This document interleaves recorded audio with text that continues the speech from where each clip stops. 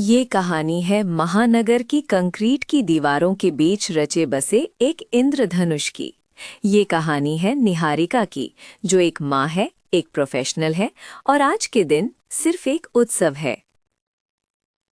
शीर्षक: रंगों का कोलाहल और मन का सुकून। दिल्ली जैसे महानगर में होली का मतलब सिर्फ एक छुट्टी नहीं होता, बल्कि एक रीसेट बटन होता है।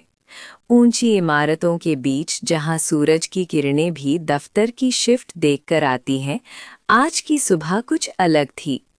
निहारिका ने खिड़की के पर्दे हटाए। बाहर का आसमान हल्का गुलाबी और पीला हो रहा था, न केवल सूरज की वजह से बल्कि हवा में उड़ते गुलाल की वजह से भी। पास ही बिस्तर पर 5 साल का आरव गहरी नींद में था, लेकिन उसके सिरहाने उसकी स्पाइडरमैन वाली पिचकारी रखी थी। समीर, निहारिका के पति, अभी भी खर्राटे ले रहे थे।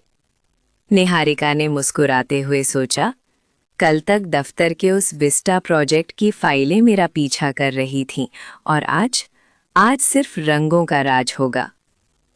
छवि सुझाव एक सुंदर आधुनिक फ्लैट की बालकनी, जहां से दिल्ली की ऊंची इमारतें दिख रही हैं। बालकनी में फूलों के गमले हैं और हवा में हल्का रंग उड़ रहा है। निहारिका सफेद कुर्ते में चाय का कप लिए बाहर देख रही है। रसोई में जाते ही निहारिका ने अपनी सास, जो अब उम्र दराज थीं लेकिन ऊर्जा में किसी से कम नहीं, उन्हें गुजिया की लोई बनाते पाया। निहारिका: माँ जी, आप इतनी जल्दी उठ गईं, मुझे उठा दिया होता। सास: अरे बहू, त्योहार के दिन नींद कहाँ आती है, और फिर आरव उठेगा तो उसे सबसे पहले ताज़ी गुजिया चाहिए, तू बस मैदा छान दे। दोनों के बीच संवादों का सिलसिला शुरू हुआ। निहारिका ने मैदा गूंथते हुए अपने बचपन की होली को याद किया। निहारिका: समीर को याद है ना कि आज उसे आरव को नीचे पार्क में ले जाना है? पिछले साल तो वो ऑफिस की कॉल अटेंड करते करते ही आधा दिन बिता दिया था। समीर पीछे से आते हुए: आज कोई कॉल नहीं मैडम, आज तो सिर्फ रंग बरसे होगा। और हाँ, आज मैंने आरव के लिए पक्के रंग नहीं बल्कि हर्बल गुलाल मंगवाया है। तभी आरव अपनी पिचकारी लेकर रसोई में दाखिल हुआ। आरव: मम्मी, हैप्पी होली, चलो ना, नीचे सब बच्चे आ गए हैं। निहारिका: अरे बाबा, पहले नाश्ता तो कर लो, देखो दादी ने तुम्हारे लिए क्या बनाया है। आरव ने एक गरम गुजिया उठाई और भागते हुए बोला, मैं सुपर हीरो हूं, मैं भागते भागते खाऊंगा।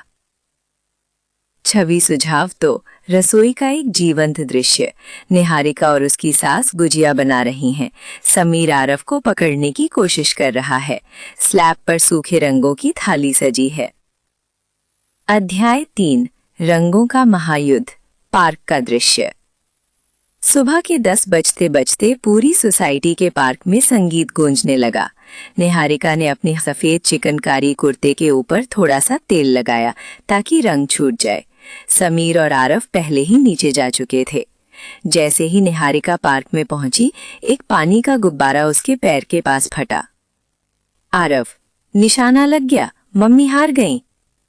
निहारिका हंसी और उसने हाथ में गुलाल लिया।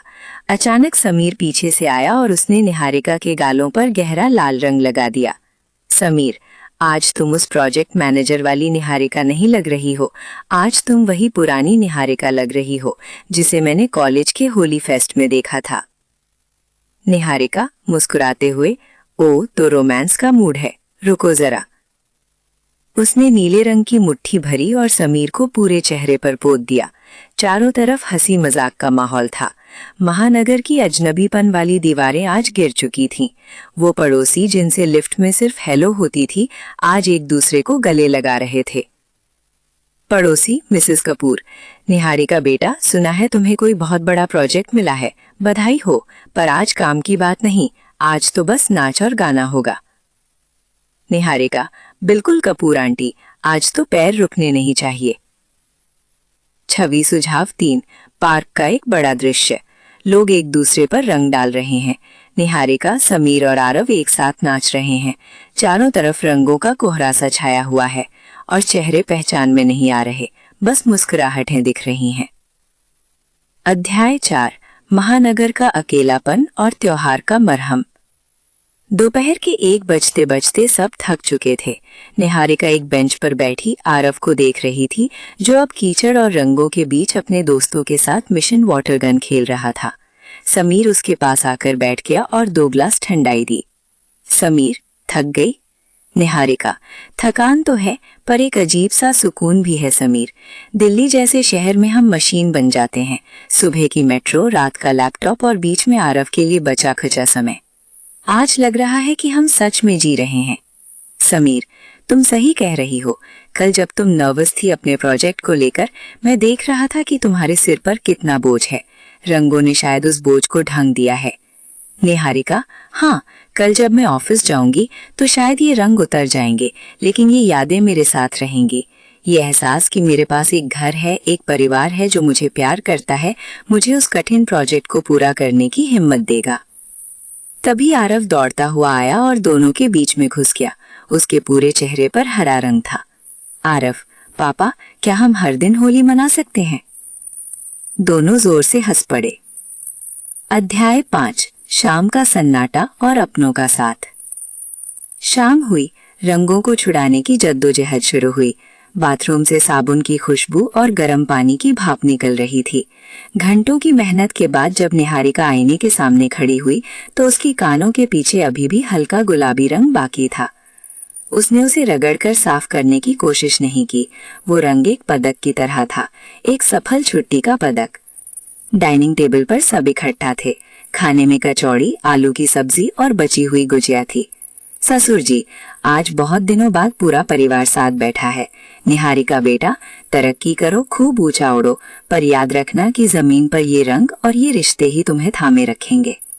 निहारिका, जी पापा जी, आज मुझे समझ आया कि कामयाबी का असली स्वाद तब आता है जब उसे बांटने के लिए अपने साथ हों। आरव सोफे पर ही सो गया था।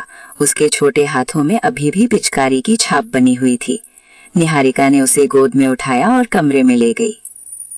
छवि सुझाव 4 रात का समय। घर के अंदर की हल्की रोशनी। निहारिका सोए हुए आरव को कंबल ओढ़ा रही है। कमरे के कोने में रखे उसके ऑफिस बैग पर भी एक छोटा सा रंग का धब्बा लगा है, जो काम और जीवन के संतुलन को दर्शाता है। अध्याय 6 कल की तैयारी। रात को सोने से पहले निहारिका ने अपना लैपटॉप खोला। कल की मीटिंग के कुछ नोट्स देखने थे, लेकिन जैसे ही उसने स्क्रीन चालू की, उसे अपनी उंगलियों पर लगा हल्का सा गुलाल दिखा। उसने लैपटॉप बंद कर दिया। नहीं, आज नहीं, आज का दिन सिर्फ मेरा और मेरे परिवार का है, उसने खुद से कहा। उसने समीर की ओर देखा, जो आरव की कहानियों की किताब पढ़ते पढ़ते सो गया था। निहारिका ने बालकनी में जाकर ठंडी हवा का आनंद लिया। नीचे सड़कों पर अभी भी रंगों के निशान थे, जो गवाही दे रहे थे कि आज खुशियों ने शहर पर कब्जा किया था। निहारिका अब उस बड़े प्रोजेक्ट के लिए नर्वस नहीं थी। वो तैयार थी, क्योंकि उसके पास अब वो ऊर्जा थी जो केवल अपनों के साथ बिताए गए पलों से मिलती है। समाकाल, महानगर की भागदौड़, डेडलाइंस का तनाव और एक बड़ा प्रोजेक्ट। निहारिका की जिंदगी इन्हीं के इर्द गिर्द घूमती थी। लेकिन होली के इस एक दिन ने उसे याद दिलाया कि रंगों के बिना सफेद कुर्ता और अपनों के बिना बड़ी सफलता दोनों अधूरे हैं। आज पिचकारियों की गूंज में दफ्तर की ईमेल की आवाज कहीं खो गई थी। ये कहानी है उन सभी माताओं की जो हर दिन परफेक्ट बनने की कोशिश करती हैं, पर होली पर वे सिर्फ खुश बनना चुनती हैं। निहारिका का चरित्र एक ऐसी महिला का है जो अपनी भावनाओं को दबाकर पेशेवर दुनिया में लोहा मनवाती है। कहानी में इस बात का विस्तार किया गया है कि कैसे एक कामकाजी माँ हमेशा एक गिल्ट, पछतावे में रहती है।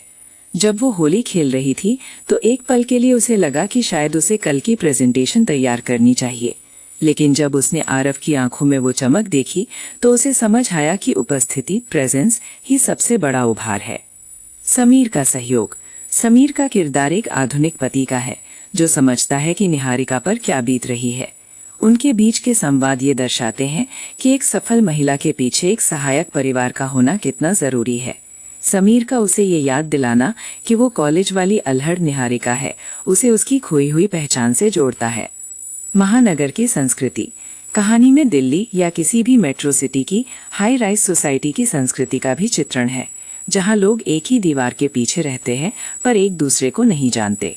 होली कैसे उन दीवारों को गिराती है और अजनबियों को दोस्त बनाती है, ये इस कहानी का एक महत्वपूर्ण हिस्सा है। निहारिका का उस गुलाबी रंग को अपने कान के पीछे छोड़ देना ये दर्शाता है कि वो अब काम के दबाव को अपने ऊपर हावी नहीं होने देगी, बल्कि जीवन के रंगों को अपने साथ लेकर चलेगी।